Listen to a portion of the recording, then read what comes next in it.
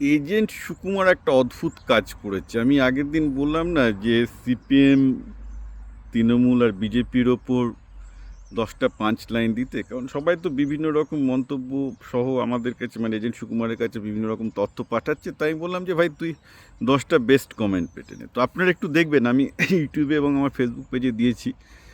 তো সিপিএমের ওপর 10টা বেশ হাস্যকর মন্তব্য, মানে জোকস, সিপিএমের ওপর 10টা জোকস, তৃণমূলের ওপর 10টা জোকস, বিজেপির ওপর 10টা জোকস বলতে বলেছিলাম। সুকুমার সেটা বলেছে। কয়েকটা হয়তো শুনতে একটু অসুবিধা হবে, তো একটা খুব ইন্টারেস্টিং জিনিস আপনি লক্ষ্য করবেন। সুকুমার যখন সিপিএমকে বলছে, তার গলাটা দেখবেন একদম তুচ্ছ তাচ্ছিলের গলা। আরে এটা তো জোকার, মানে পরিষ্কার দেখে মনে হয় এগুলো লোকজনগুলো পুরো জাস্ট জোকস, মানে জোকার আর কি, এদের নিয়ে কেউ পাত্তা দেয় না। মানে লোকজনকে পাত্তা না দিলে আপনি যে ভয়েসে কথা বলেন, দেখবেন সুকুমার এক্স্যাক্টলি সিপিএমের সাথে সেই ভয়েসে কথা বলছে। অন্যদিকে তৃণমূলের সাথে যখন জোকসগুলো বলছে, তৃণমূলের সাথে যে জোকসগুলো মানে সম্বন্ধে যে জোকসগুলো সুকুমার বলছে, তখন দেখবেন তার মধ্যে একটা বেশ সৌম্য ব্যাপার আছে, ভয়েসটা একটু নরম হয়ে গেছে এজেন্ট সুকুমারের।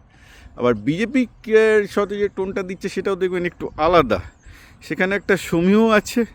আবার ভাই তোরা কিন্তু প্রচুর ভুল আছে টাইপের ব্যাপার। In fact I was so surprise that this AI, যে this are the reflection of people mind. কারণ কি ও এই এআই এজেন্টদের লোকের মানসিকতাটা পড়ছে, ওরা বুঝতেই পারছে যে লোকজন সিপিএমকে তুচ্ছতাচ্ছিল্য করে।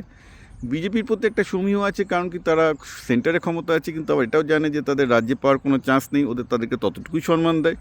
আর তৃণমূলের প্রতি জানে যে না হলে ঠ্যাঙাবে যদি বেশি কিছু করতে যায়। তাই জন্য অটোমেটিক্যালি তৃণমূলের সম্বন্ধে যখন কমেন্টগুলো সাধারণ জনগণ করছে, তখন একটু সমীহ চলে আসছে। তো এই ল্যাঙ্গুয়েজটা কিন্তু এজেন্ট সুকুমার পড়েছে, এবং পড়ে এক্স্যাক্টলি সেই টোনটাই রেপ্লিকেট করেছে। আপনি এজেন্ট সুকুমার যে সিপিএম, তৃণমূল এবং বিজেপিকে নিয়ে কমেডি, যে 4টা লাইনের কমেডি বলেছে, একটু শুনবেন এবং তার ভয়েস এবং টোনগুলো শুনবেন। আমি প্রথমে শুনিনি, একজন বলার পর আমার খেয়াল হলো, আরে তাই তো, এটা exactly reflection of Bengali mind. আপনি বুঝতে পারছেন যে তাহলে এআই কীভাবে আপনাদের ব্রেনটাকে, বাংলার ব্রেনটাকে অলরেডি সে পড়ে নিয়েছে।